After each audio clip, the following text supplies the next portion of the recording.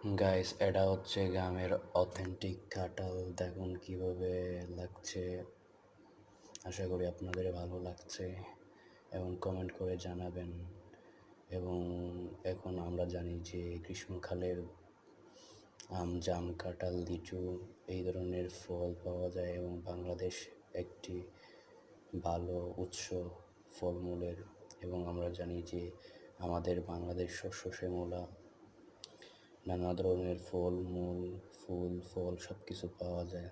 এবং গ্রীষ্মকালে তো অনেক বেশি পাওয়া যায়, কারণ গ্রীষ্মকালে আমাদের জাতীয় ফল কাঁঠালের ভালো সিজন তখন, মৌসুমি ঋতু, যার কারণে তখন এই ফলটি বেশি পাওয়া যায়।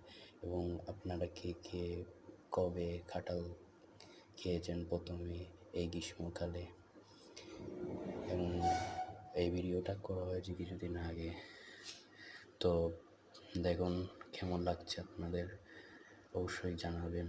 এবং এই ধরনের ভিডিও পেতে আমাদেরকে উৎসাহিত করুন, যাতে আরও বেশি বেশি করে ভিডিও ছাড়তে পারি আপনাদের জন্য।